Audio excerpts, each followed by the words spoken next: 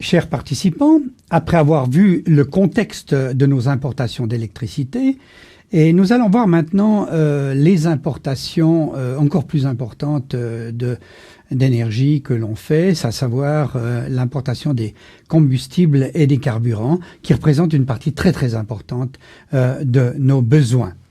Ces ressources importées représentent plus des 3/4 de nos besoins, essentiellement pour couvrir les besoins de transport routier ou aérien et les besoins de chaleur, qui soient de type procédé industriel ou le chauffage des habitations ou encore l'eau chaude, les consommations qui sont ici au-dessus de la barre rouge représentée sur ce diagramme.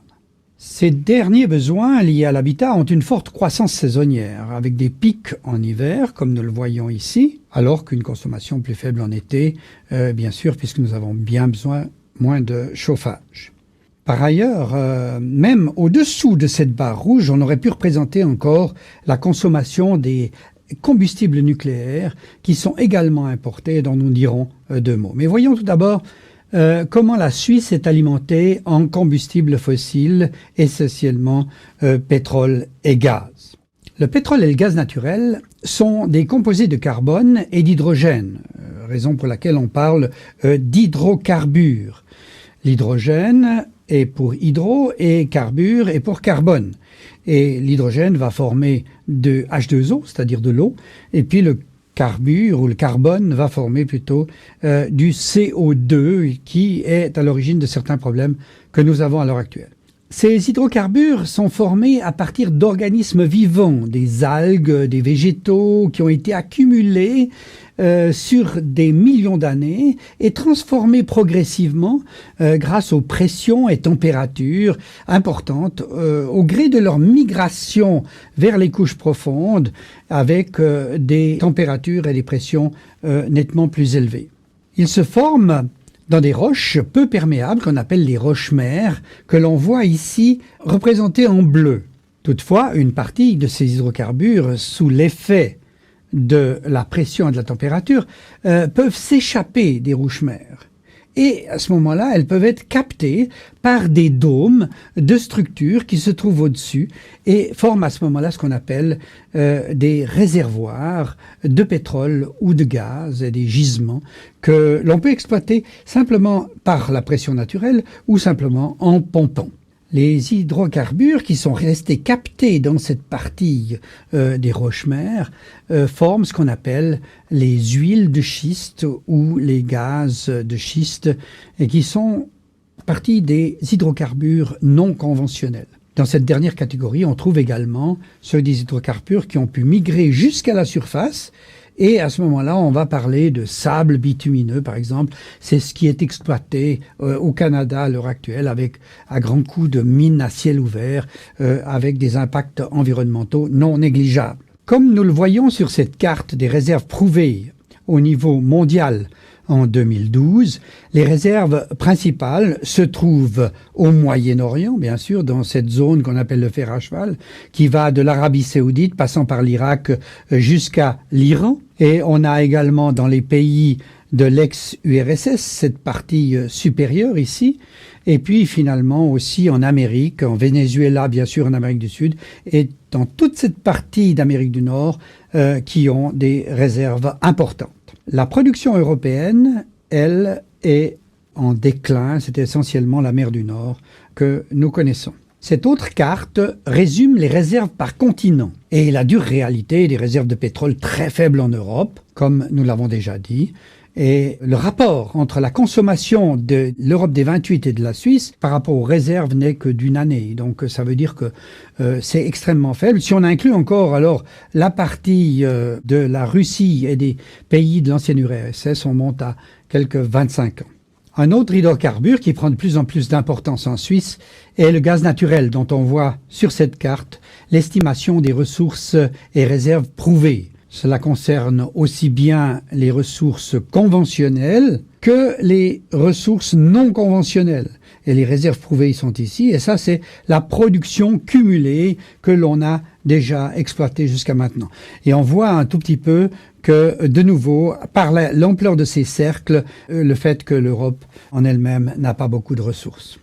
Il existe de très nombreux pipelines pour le pétrole et le gaz en Europe. Quand on parle du gaz, on parle de gazoducs. Malheureusement, certains traversent des régions politiquement troublées et instables, ce qui constitue toujours une certaine menace pour cet approvisionnement et nécessite l'établissement de stocks préventifs. Pour le gaz naturel, on peut dire que les sources d'approvisionnement viennent de l'Algérie, essentiellement par le biais de Gibraltar, l'Espagne, par le biais aussi de la Sicile et de l'Italie en passant par la Tunisie, et bien sûr tout ce qui vient de la mer du Nord, qui est toujours en exploitation, et finalement les principaux gazoducs qui viennent de la Russie et des pays de l'ancienne URSS.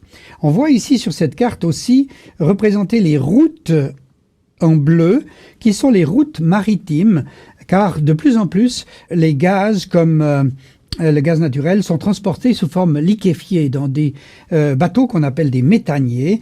Méthaniers parce que le gaz naturel est surtout composé de méthane, CH4, qui présente l'avantage par rapport aux autres hydrocarbures d'avoir 4 atomes d'hydrogène pour un atome de carbone. Ça veut dire qu'on fait 4 molécules d'eau et pour une molécule de CO2 et c'est 2 fois plus que la plupart des combustibles liquides que l'on utilise. C'est la raison pour laquelle le gaz naturel est favorisé quand il s'agit de discuter d'effet de serre. En Suisse, les réseaux de transport de gaz naturel, eh bien, on voit que les principales entrées sont tout autour de la Suisse et que l'on a une relativement bonne distribution de ces ressources à la frontière. Pour rappel, le méthane liquide qui arrive dans les pays méthaniers est à peu près moins 160 degrés et ensuite converti en gaz pour être amené en Suisse dans les différents réseaux que j'avais montrés tout à l'heure. Même si les réserves prouvées se maintiennent, voire même augmentent, grâce aux ressources non conventionnelles dont on a parlé, l'homme est déjà allé explorer très loin sur la planète. Comme ici dans l'Arctique où j'ai eu personnellement l'occasion de collaborer à l'exploration de gaz et de pétrole et où on voit ici sur une île de sable, ici dans le cas présent, qui est installée pendant l'été, eh bien on voit un derrick qui est en train de forer et on voit également que la glace qui a été poussée par les vents a formé un mur ici de quelques 12 mètres de hauteur de blocs de glace et bien sûr ces mouvements de glace menacent de cisailler ce genre d'île et ça c'est une des problématiques de ces explorations dans des zones extrêmement sensibles. On est déjà allé explorer aussi dans les océans très profonds puisque on est allé à plus de 2000 mètres de profondeur au large des côtes du Brésil par exemple. Ces 2 photos assez spectaculaires montrent bien dans quelles conditions difficiles il faut parfois œuvrer pour étancher la soif d'or noir de notre monde moderne. Une nouvelle ressource, le gaz de schiste. Au niveau mondial, de nouvelles techniques de forage et de fracturation de roches, dites mers, comme on l'a vu, ont permis l'exploitation de ressources en hydrocarbures, pétrole ou gaz, jusque-là inexplorées. Ces cartes montrent la localisation géographique de ces ressources, dont une partie très importante, bien sûr, est aux États-Unis, et c'est là qu'on a des milliers de forages récemment qui ont été faits. Et ça a été favorisé aux États-Unis par, notamment, l'exemption faite par l'administration Bush de respecter le Clean Water Act. Ça veut dire, quelquefois, ces explorations ont été faites un petit peu de manière trop rapide et ont causé quelques problèmes qui conduisent à des évaluations pas toujours positives par rapport au gaz de schiste. À part ça, c'était de nouvelles techniques de forages horizontaux et de fracturation des roches sous pression demandent un grand nombre de forages et peuvent être problématiques dans des zones à haute densité de population comme en Europe. Et donc il y a ici un débat qui est ouvert, mais pour donner une petite idée, rien que dans cette zone du Dakota du Nord, ici aux États-Unis, eh bien pour maintenir la production, on estime qu'il faudra forer plus de 1000 forages par année, rien que pour maintenir la production. Ça veut dire que c'est des mises en œuvre qui sont certainement très importantes. Pour ce qui est de l'Europe plus spécifiquement, on voit sur ces cartes les différentes zones qui sont estimées comme étant des réserves importantes, notamment en Roumanie, en Pologne, au Royaume-Uni et en France. Mais jusqu'à présent, la France a interdit l'exploration avec ce genre de technologie, donc les choses sont encore ouvertes. Pour ceux qui sont intéressés à compléter leur information, je les invite à regarder sur Internet la récente table ronde organisée à l'EPFL est disponible sur le site fifel.ch ou le site du centre d'énergie de l'EPFL.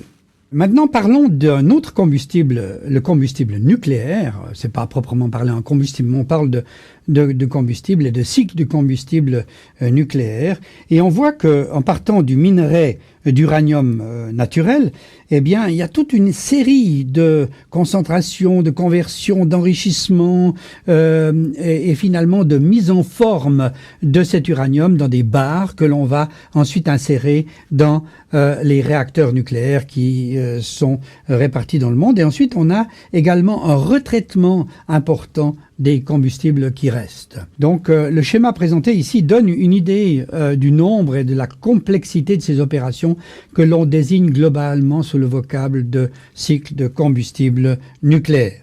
À noter que d'un point de vue de dépendance géostratégique, c'est plus le nombre très limité de pays qui ont la capacité d'enrichir l'uranium au niveau de 3% en uranium-235 que la disponibilité de l'uranium lui-même qui est important. Les pays qui ont cette capacité sont donc critiques pour l'approvisionnement des centrales et on retrouve ces capacités aux États-Unis, en Russie essentiellement, mais aussi un peu en Grande-Bretagne, au Japon et en Chine.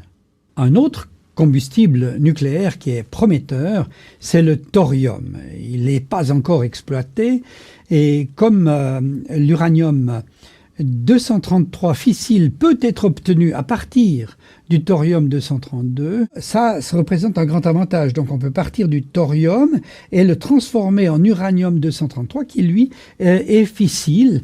Et on peut alors l'exploiter dans des centrales adaptées qui malheureusement n'existent pas encore. Mais le thorium a des réserves très importantes à travers le monde, comme on le voit ici, en Inde, en Australie, en Norvège, aux USA et au Canada, pour ne citer que les principales sources de thorium dans le futur. Alors, il n'est pas évident de développer des nouveaux réacteurs dans une nouvelle filière économiquement, mais c'est une des perspectives qu'on peut imaginer dans le futur.